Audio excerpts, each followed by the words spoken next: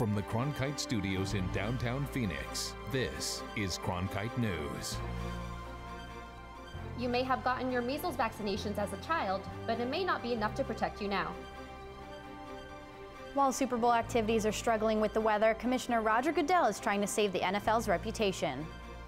And in our continuing effort to bring you legislative news, we'll recap what we covered this week at the Capitol.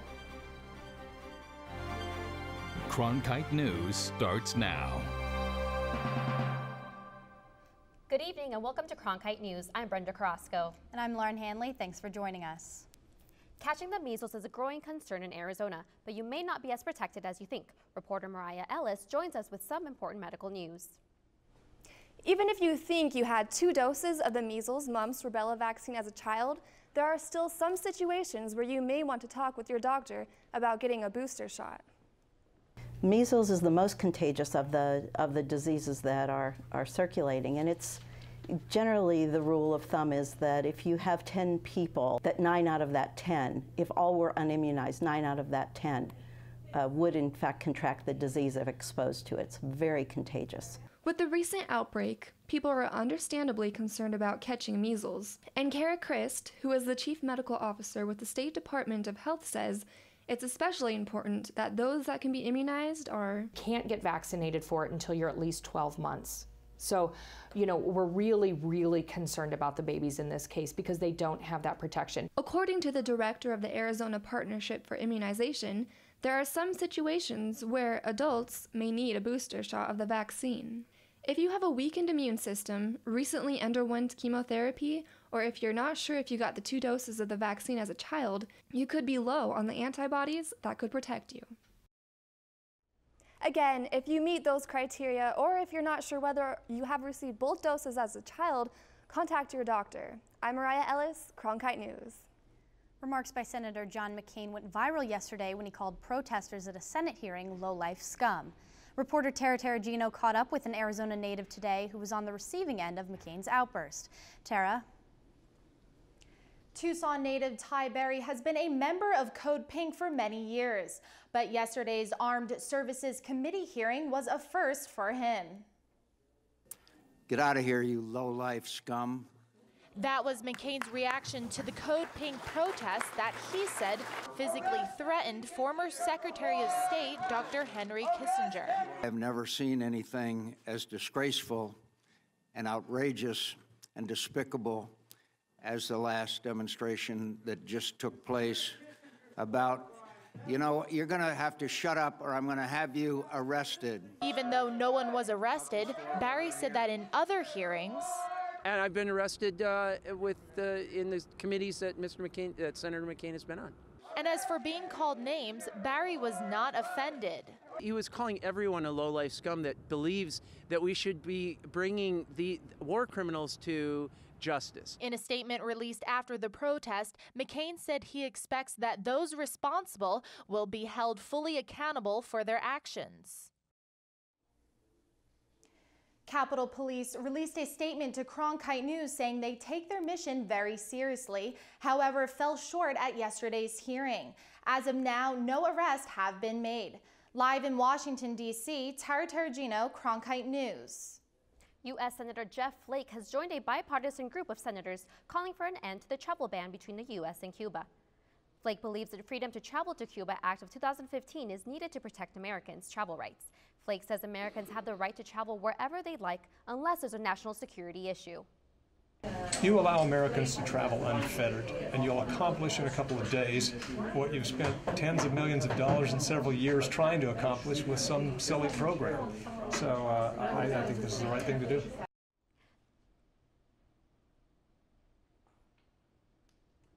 The bill comes after the White House loosened restrictions on Cuban travel this month, allowing 12 categories of people to enter the country. After an NFL season plagued with controversy, the State of the NFL address is drawing a lot of attention today in downtown Phoenix. Cronkite sports reporter Carrie Osep sat in the news conference. Here's what Commissioner Roger Goodell had to say. It's on us. I truly believe that we will continue to make progress because the NFL is made up of good and caring people. I'm realistic about the work that lies ahead, and confident that we will do what is expected of us, and even more importantly, of ourselves. It means we have enormous responsibility to lead every day by example. We've done a great deal to bring more awareness to these issues of domestic violence and sexual assault. We are committed to that. We are working with various organizations to try to make sure that we, as my advisors like to say, and Jane Randall's over here, normalize the conversation. We have the responsibility to protect the integrity of the league. With the Super Bowl just around the corner, the vertical ID law passed last summer might be on the back burner in Scottsdale. Reporter Taya Vitek went to the Arizona Department of Liquor to find out what they expect at bars and the big game. People using fake IDs, very, very common problem in our state, as well as other states. Sergeant Wes Kuhl is the Deputy Director with the Arizona Department of Liquor Licenses and Control. He's been working to educate bar management on the new vertical ID law since it took effect last July. Many people who turn 21 years of age pass their vertical ID down to somebody who was under 21. The law prohibits the use of a vertical ID to gain entrance to a bar or be served alcohol. This applies to in-state and out-of-state vertical IDs. There is a 30-day grace period after the owner turns 21. However, after that, they are expected to get a horizontal card or use an alternative acceptable form of identification, such as a military ID or a passport. However, in Scottsdale this week, half a dozen bars didn't want to talk on camera about how they're enforcing the law leading up to the Super Bowl. Some seemed unclear about whether or not they had to. When I contacted Sergeant Ben Hoster with the Scottsdale Police Department, he said this. The State Department of Liquor has decided that we're not going to enforce it until after Super Bowl due to all the visitors. Sergeant Hoster says it's his understanding that the period leading up to the Super Bowl has been more of, quote, an educational period, where they would still issue warnings to vertical ID violators, but not strictly enforce the law until after Super Bowl festivities end. Though Sergeant Kuhl asserts that this process of educating liquor licensees and the public on this mandate does not directly conflict with the legislation, he says there will be consequences for those who do disobey. Education many times is the best step. But if we find a location, a bar location, that is blatantly not enforcing the law or not complying with the law, at that point, we may spend more time with that bar and advise them, hey, you need to comply with this law better, and this could lead to fines if you don't do so. So we do expect them to comply with the law. As for Scottsdale, you can expect enforcement of this law to pick up after the Super Bowl. In Phoenix, Taya Vitek, Cronkite News. When we come back, we'll give you a breakdown of what we covered this week in the legislature. This winter, we'll take you to the heart of Downton. You have to take control of your feelings before they take control of you. Thomas. We'll place you at the scene of the crime. Trouble seeks you out, doesn't it? Yes. And we'll fly you to the ends of the earth. Are you seeing this? Support the one place that can take you any place. Hi, I'm Beth McDonald, host of 8's brand new show, Arizona Collectibles. Filming for season 2 is right around the corner. For your chance to be a guest on the show, visit us online at azpbs.org/collectibles. That's wonderful. Okay. Make sure to sign up early because spots fill up fast. I look forward to meeting you and seeing your treasures. Until then, thanks for watching. Thursday nights at 7:30 on 8 HD. News doesn't stop on Friday at 7:30 at night. PBS NewsHour Weekend is kind of a natural next step. The NewsHour's been committed to being available on air or online, and now weekdays or weekends.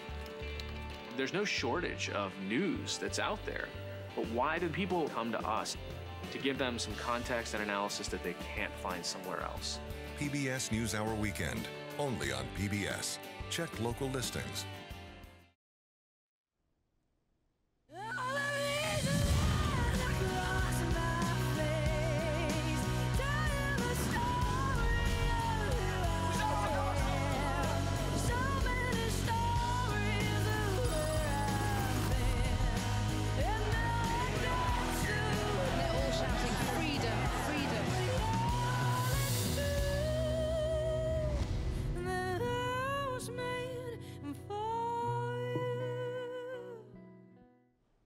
Cronkite News is dedicated to bringing you all the legislative news affecting you. We have a look at what we covered this week. Governor Doug Ducey signed his first bill into law, following through with his emphasis on education. High school students have to pass a civics test with at least 60% in order to graduate. And Arizona Senator Steve Yarborough is happy with the idea. That might enhance their civic awareness and then ultimately their civic engagement. That seemed to us to be an important thing to try to encourage. As part of Cronkite News' initiative to continue tracking heroin's hold on Arizona, Cronkite News reporter Anjali Meehan reports on HB 2489, a bill that, if passed, will allow all EMTs and police officers to administer a life-saving drug. If we have a person who's unconscious, breathing, 3 to 4 times a minute. Captain Joel Navarro has saved many lives with naloxone. All of a sudden, he's back up, he's alert, his eyes opened up, and he's starting to breathe normal. The antidote temporarily reverses the effects of a heroin overdose. And if House Bill 2489 one day becomes a law, all emergency medical technicians and police officers will be able to administer this life-saving opioid antagonist. Representative Heather Carter introduced and sponsors this bill. She says Arizona needs to join other states in passing similar legislation. And we thought that it would be appropriate for Arizona to join those group of states so that we can potentially save lives when we have situations of overdose in Arizona. HB 2489 is already gaining support from those who work with addicts. Haley Coles is a founding member of Sonoran Prevention Works, an outreach group that helps those suffering from drug addictions. I think that getting naloxone into as many hands as possible is like a really good way to start combating this overdose epidemic.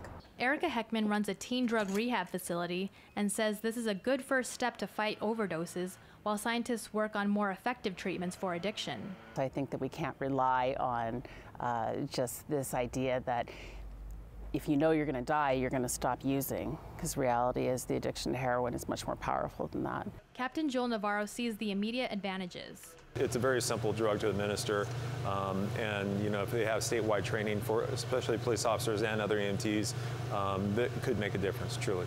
Giving first responders another weapon in the fight against heroin. In Phoenix, Anjali Meehan, Cronkite News. Several incidents of police using deadly force that have been called into question right here in Arizona. Now the state legislature is considering HB 2511 that would consider officers to be equipped with body cameras. Cronkite News reporter Ryan Hill spoke with one of the leading manufacturers of body cameras located right here in the valley. Police face situations like this every day that the public does not see, but now they can. Taser International, based in Scottsdale, supplies body cameras and data storage to police departments across the valley and federal agencies like the CIA. We got in the business of cameras back in 2005. We began adding what was called the Taser Cam Recorder to all of our weapons for accountability purposes when a Taser device was used. Representative Reginald Boulding is leading the charge to make sure these cameras are another thing police strap on before they hit the streets. House Bill 2511 requires local and state law enforcement officers to wear body cameras while on duty to ensure both their own safety and the safety of the communities they protect. Many concerns are floating around when it comes to body cameras, as you can be seeing made behind me, one of which is the cost and the storage units themselves. So if House Bill 2511 gets passed mandating that police officers wear these cameras, who exactly is going to be floating the bill? So there are a lot of grants available. A lot of them are using RICO money. A lot of them are using their own money. The state has yet to find a way to fund these mandated cameras, but Representative Boulding is confident help is coming. We prioritize and we put money in things that we care about. Representative Boulding is hoping to purchase the cameras from a local company to support Arizona's economy. Well, we are local, so Phoenix is up next. There is an opportunity there, and what we have to do is make the camera attractive, not just in terms of the hardware, not just in terms of cost. How do they support this tsunami of digital evidence? We also took a look at HCR 2018, which would lower the voting age from 18 to 16. This is a step for lawmakers who want to see an increase in youth participation at the polls. There's another potential change in state politics with HCR 2004. The resolution would look to have Citizens Clean Elections Bill repealed in an effort to redistribute money back to schools. And breweries like Four Peaks could see their production limits raised. SB 1030, known as the beer bill, would allow microbreweries to produce more than the current 40,000 barrels of beer without having to close restaurants and lay off employees. Continue watching Cronkite News throughout the legislative session as we follow these bills and more. The gray, rainy skies haven't been exactly what Arizona wanted to show off this Super Bowl weekend. We'll take a look at your forecast ahead. Plus, we'll see how these beach scenes and virtual reality tours are looking to lure Arizonans south of the border in a first-of-its-kind Super Bowl partnership. For veterans, coming back to civilian life brings new challenges, new opportunities, and new stories of remarkable courage and accomplishment. Sharing their stories can help communities understand the veteran experience, and through Arizona Veterans Coming Home, 8 connects veterans and their families to resources and services for a successful transition to civilian life. Explore some of the best resources and opportunities for veterans at azpbs.org/veterans. Arizona Veterans Coming Home, connecting Arizona's veterans to the right resources at the right time. Watch sneak previews of what's coming soon to 8. Go to azpbs.org/previews today.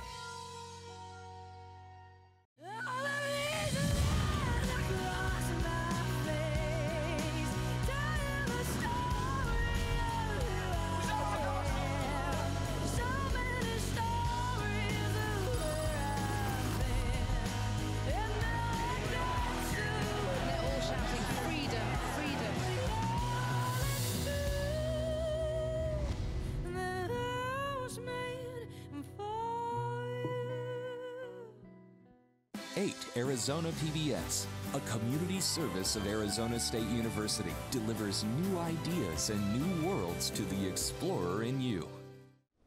The Arts District in downtown Phoenix is facing future developments that aren't sitting well with some residents in the community.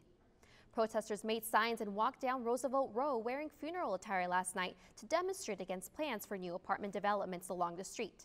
Several popular hangouts are slated to be torn down. The city of Phoenix says none of those buildings are designated historic, so there's little to do to protect them. Taliesin West in Scottsdale joins the Guggenheim Museum as one of a group of top 10 buildings designed by Frank Lloyd Wright, designated as a U.S. National Historic Landmark. Wright is widely considered to be the greatest American architect of the 20th century and the father of modern architecture. He was inspired by nature and technology and created structures that related to the geography where they were built. The 10 buildings were chosen for their significance in the development of modern architecture. Spectators at Arizona Super Bowl Central have the chance to travel to Mexico without leaving downtown Phoenix. Cronkite News reporter Andy Schuster shows us how some virtual tours are working to change minds of tourists. I know you all guys see Rocky Point or you go to Tijuana and Baja, but there's a lot more to it than that. Mexico Live It to Believe It at Super Bowl Central hopes to show visitors a different side of our southern neighbor. Hector Morfin, the production manager for this attraction, came from Mexico City to help run this event for Super Bowl weekend. The message that we're going to get across is basically that there's so much that you haven't seen from Mexico. This partnership is a big deal. Arizona does more than $14 billion worth of trade with Mexico every year, and this could be just the start for Mexico's participation in the Super Bowl. The population of Hispanics around the U.S. Reflects really what's happening in Arizona. So I think this is something that we'll see more with mega events all around the U.S. in the future. Mexico Live It to Believe It is making Super Bowl history. This is the first time that another country has participated in Super Bowl festivities, and also the first time that commercials and ads have been in another language. In 49 years, this has never happened. And Hector hopes it's setting the stage for years to come. It's opened up, a door of opportunities, and this is just the beginning of a very strong relationship. And a chance to see the beauty beyond the stereotypes. In Phoenix, Angie Schuster, Cronkite News. Mexico is the NFL's second largest audience in the world, and FARCA estimates that 20,000 to 30,000 people will be coming from Mexico to attend the Super Bowl festivities. Those gray clouds are sticking around, but for how long? Here's Jason Hamas with a look at your weekend weather. Current conditions out there right now, we've got cloudy skies with those on and off rain showers. We're right at 57. Winds are out of the east at 7 miles per hour. Now, we have seen them gusting higher at times throughout the day. Rainfall, 1/4 inch, and we're going to see more. You can see exactly why here as we take a look at the radar picture. A big system coming out of the south, plenty of rain widespread across the state, even some snow on those higher elevations, mainly above 7,500 feet. You can expect these conditions to continue throughout this afternoon and evening. Cloudy and breezy, on and off rain showers. Can't rule out a rumble of thunder here and there as well, and we expect those temperatures to stay down. You can see right now only in the mid to upper 50s across the valley, 55 in Mesa, 56 in Scottsdale, 57 in Tempe, and 59 in Goodyear. Taking a look at those temperatures statewide now, Yuma down there is as warm as it gets at just 66 degrees. We're at a chilly 39 in Flagstaff, 57 down there in Tucson. The forecast highs for today, not much warmer than where we currently stand. Going to get up to about 62 in Tucson, 60 here in the valley. Flagstaff and Yuma, you've about gotten as warm as you're going to get today. Tonight here in Phoenix, on and off rain showers continuing throughout the night with those cloudy skies and a low down to 53. And we're going to expect those clouds and rain to continue into your Saturday, about a 60% chance of those on and off rain showers. Now the good news is that things are going to look much better as we head into Sunday and the rest of the week. Plenty of sunshine coming out just in time for the big game on Sunday with those temperatures warming into the mid 70s and plenty of sunshine. For Cronkite Weather, I'm Jason Holmes. Every kid loves playing video games and competition. With the help of Intel, young coders show off their skills. And they're all trying to make their mark on the industry, one keystroke at a time.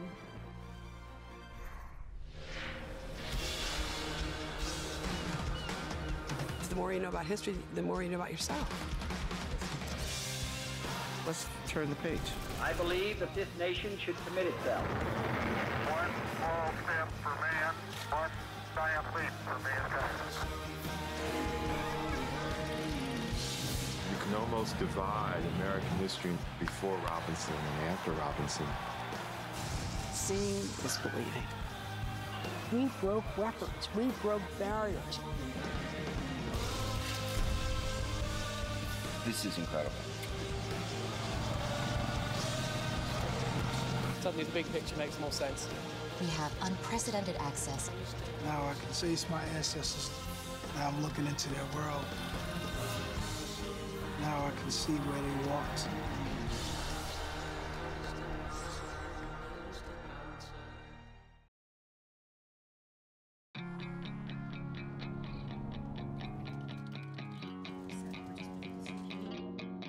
Should I believe in the world, Mama? I think so. Should I give up and hide, or should I stay and fight? Should I believe in the rules, Mama? What are the consequences? Can I speak out my mind in these changing times? I don't know what to believe, Mama. Will you march with us? There's a fire inside, there's a storm on the rise. Give me a reason to be, Mama. Buonasera. 'Cause I need someone to believe.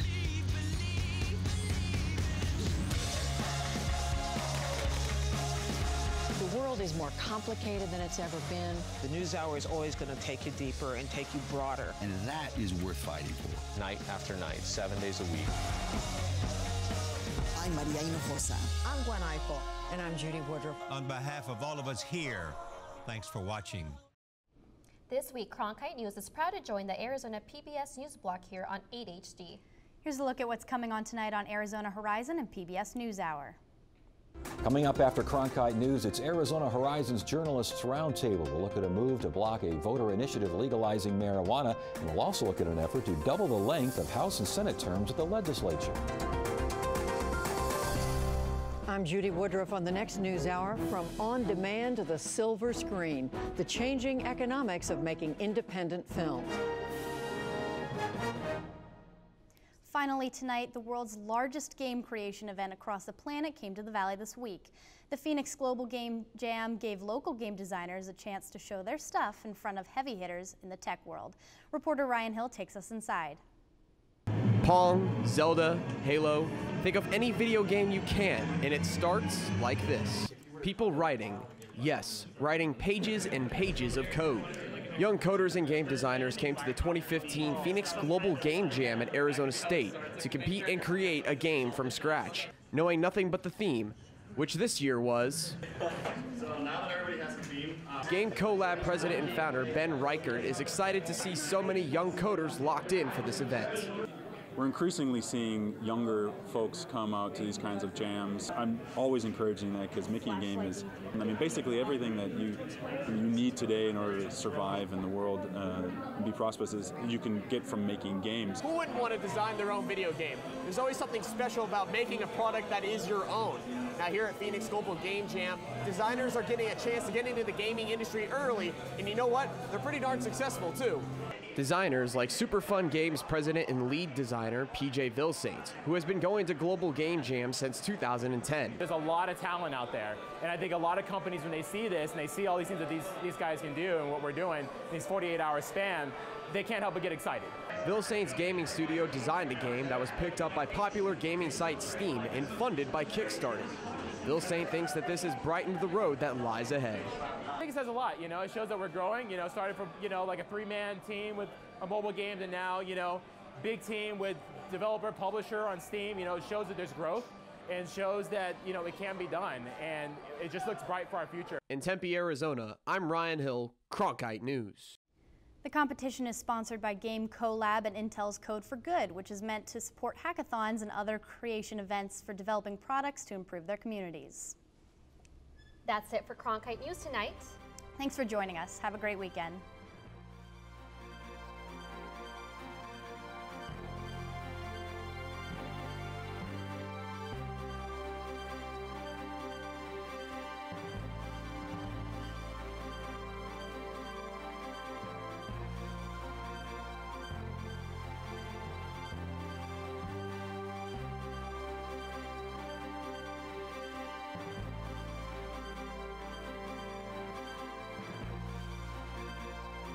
Find top Arizona stories anytime at CronkiteNewsOnline.com.